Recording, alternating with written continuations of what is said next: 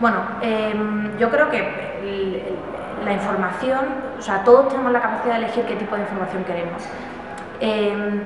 Aunque haya mucho volumen de información, la clave es publicar de una forma que sea realmente accesible. Es decir, si tú lo que haces es poner una caja y meter un montón de papeles desordenados, esa información es pública pero no sirve para nada, porque realmente no es accesible. Entonces, lo primero que hay que hacer es asegurarnos de que esa ley de acceso a la información va a generar los mecanismos para publicar información de forma ordenada. Estamos hablando de esos portales de la transparencia y tienen que hacer un esfuerzo por diseñar un portal realmente con una usabilidad tal que pueda, que aunque haya mucha información, seamos capaces de mapear qué información hay y saber identificar cuál es la que queremos.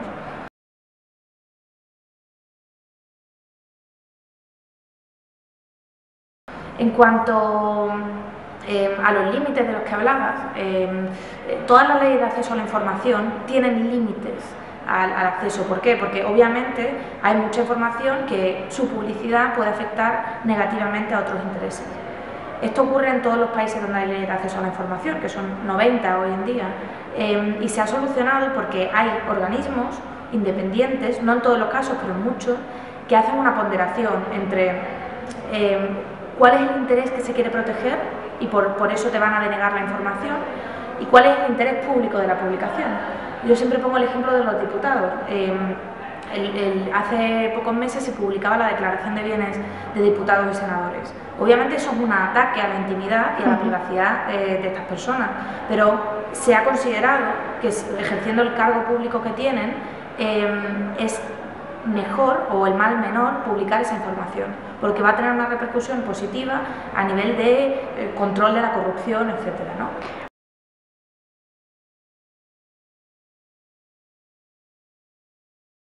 No, a ver, este anteproyecto no prevé la creación de un órgano independiente. De hecho, el órgano, que es esta agencia estatal, ya existe y es un órgano que depende, como tú dices, del Ministerio de Hacienda, con lo cual no es independiente de partida. Esto hace que la Administración sea juez y parte a la hora de dilucidar si la decisión que ha tomado la institución pública a la hora de negar un acceso a la información es correcta o no. Entonces, nosotros en nuestras reclamaciones que hacemos al Gobierno pedimos que replanteen la creación de este órgano, que realmente queremos un órgano independiente, porque en este caso no lo es.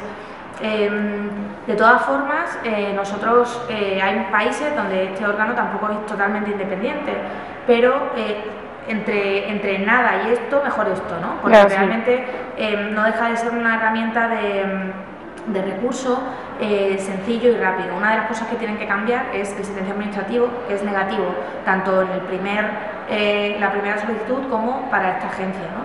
Pero bueno, nosotros pedimos que sea un órgano independiente y esa petición va a formar parte de nuestra campaña hasta el final.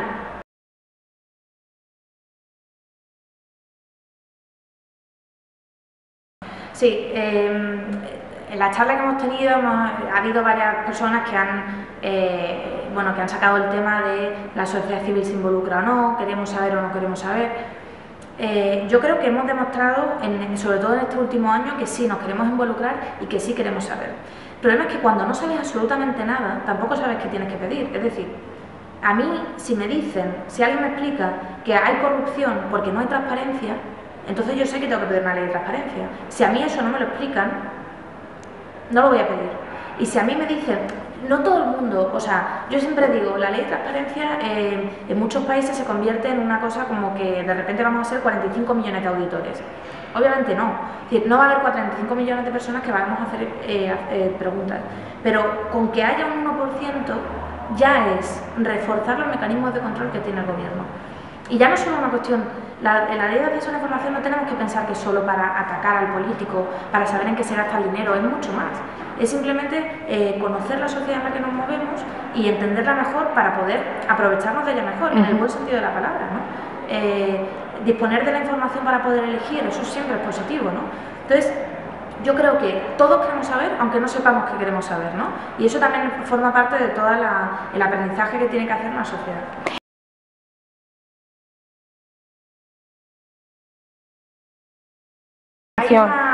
Justamente el otro día, igual te interesa, hay una iniciativa que se llama ¿Qué hacen los diputados?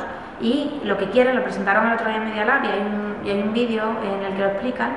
Ellos lo que dicen es cada uno que apadrine a un diputado, en el sentido de seguirle a ver qué hace a nivel legislativo, a nivel de actos, para saber realmente lo que hace. Sí, están surgiendo estas iniciativas, es que están surgiendo. Cada vez hay más organizaciones.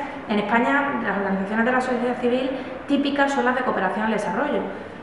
Organizaciones como la que trabajo yo no son tan comunes, pero están surgiendo cada vez más y eso es muy buena señal, ¿no? Porque eso refleja que realmente queremos sanear nuestra democracia dentro de las administraciones, aprobando esta ley de transparencia que se aprueba, y fuera, nosotros fortaleciendo nuestra sociedad civil para que cuando hablan de representación, eso es una cosa que los políticos ahora hablan mucho de nosotros representamos. Sí, es que la gente no está de acuerdo con que la democracia que tenemos en España sea suficiente, porque no es suficientemente representativa, y es que de repente la sociedad civil, igual que muchos otros países, también estamos empezando a representar a gente que se siente completamente identificada con el mensaje que nosotros estamos llevando a los gobiernos.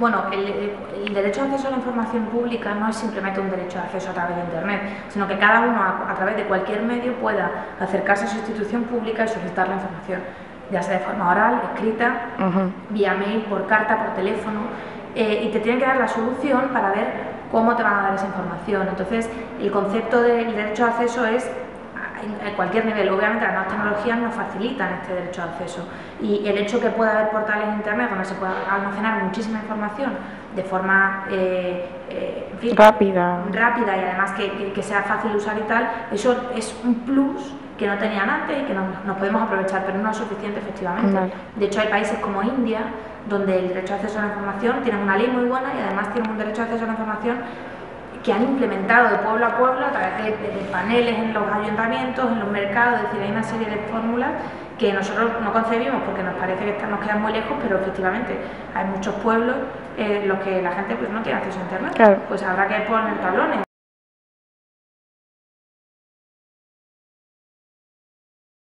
Sí, de hecho la ley de acceso a la información también prevé que tenga que haber unos mecanismos de implementación que incluyen la formación de los funcionarios, porque yo mencionaba antes durante la charla que hay una ley de acceso a la información medioambiental que no se cumple porque en muchas ocasiones los funcionarios ni siquiera saben que existe. Porque esta ley se aprobó y no se dio ninguna difusión. Entonces, cuando uno va a pedir información, a veces ni siquiera saben que tú tienes derecho. Esto es lo que hay que evitar. Cuando se apruebe la ley, tiene que haber una serie de políticas de formación para el ciudadano y para el funcionario, para que realmente se cale esta ley y se implemente tanto en las instituciones como en la sociedad.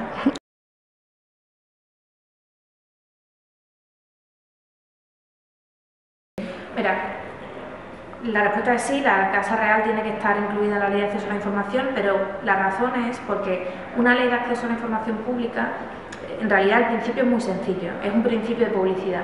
Toda la información pública, toda la información en manos de las instituciones públicas es pública, con la única excepción de los límites que establezca esa ley, que son de los que hemos hablado antes, y siempre ponderando el interés público con el potencial daño, ¿no? En el caso de la Casa Real es una institución pública que gestiona dinero público y por lo tanto tiene que ser información pública. Yo no quiero saber, el rey tiene un sueldo de que no sé cuánto es el sueldo del rey, 100.000 euros al año, por menos 80.000. Yo no quiero saber en qué se gasta esos 80.000 euros porque es su dinero y lo utiliza para su vida privada. Pero yo sí quiero saber cuánto nos gastamos en qué viaje, cómo viaja, en qué condiciones, cuánto se gastan en podar el jardín de la zarzuela para que quede en forma de no sé qué. Porque a lo mejor es que yo con esa información resulta que nos estamos gastando a lo mejor 3.000 euros al mes en podar una planta y nos están recortando a la sanidad, educación. Es poder tener la información para hacer un análisis de cómo estamos gastando nuestro dinero y, en definitiva, cómo se está gestionando la política. Es decir, los presupuestos reflejan la actividad de un gobierno, a qué prioriza y qué no prioriza. Es que es tan simple como eso. Entonces, eso lo tenemos que poder saber, ¿no? Bueno, pues muchas gracias, Victoria.